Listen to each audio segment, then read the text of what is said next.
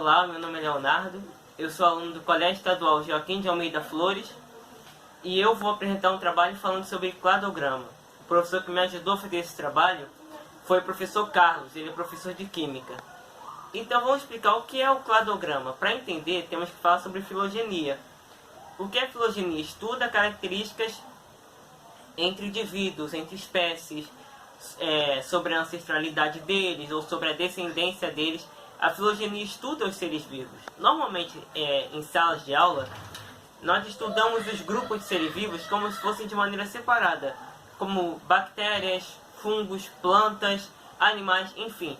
Normalmente estudamos esses grupos de seres vivos de maneira separada, sendo que na filogenia e no estudo do cladograma, a gente coloca isso tudo em uma coisa só. A gente estuda os seres vivos como um todo, onde tudo está conectado uma coisa na outra. E aí entramos no cladograma. O que é o cladograma? Ele mostra as características entre as espécies, sendo ancestrais ou sendo descendência.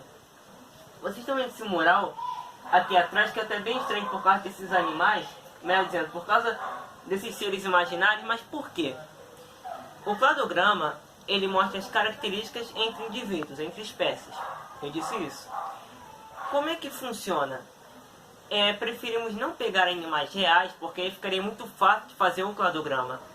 Com seres imaginários, então se torna mais difícil, aí nós vamos ter que praticar o cladograma realmente. Então como é que ele funciona? Aqui fica, vamos colocar assim, como menos evoluído, aquele que tem menos características. Então enquanto vai avançando, as características vão aumentando e aumentando e aumentando. Aqui fica aquele com menos características, mais características. Podemos colocar também como o menos evoluído e o mais evoluído se estiver falando de descendência ou de ancestralidade.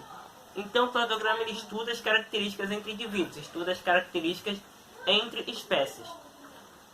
A primeira pessoa que podemos dizer assim que fez um cladograma, ele fez no livro A Origem das Espécies.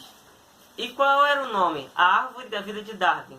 A imagem ele fez num livro, ele desenhou no livro A Origem das Espécies, e parecia com uma árvore mesmo. E por que parecia com uma árvore?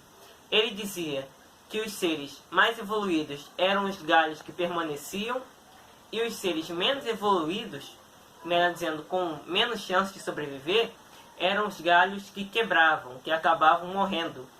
Então esse foi o primeiro cladograma, que era a árvore da vida. E até os dias de hoje é estudado sobre cladograma, é falado sobre cladograma, sobre filogenia.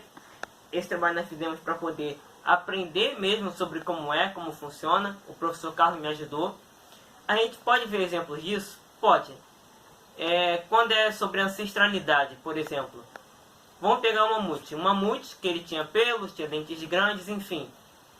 Com o passar do tempo, hoje em dia não temos mais mamute, ele foi extinto. Temos o elefante, ele não tem pelos e também os dentes dele são pequenos. Isso é ancestralidade, não é descendência. Isso é ancestralidade, é um exemplo de cladograma. Então qual é a conclusão? Com o cladograma podemos estudar as espécies, entender a origem, entender a ancestralidade, entender tudo que aconteceu nesse meio tempo deles, por que eles chegaram até aqui. Como eles saíram daqui e chegaram até aqui é um estudo muito importante, muito interessante. Estudar sobre os animais também é importante, principalmente porque nós vimos que através de muitos desses estudos foram descobertas muitas vacinas, muitos remédios para poder curar muita gente. Tem sido assim. Então o cladograma é muito importante, filogenia é um estudo muito importante e esse é o meu trabalho.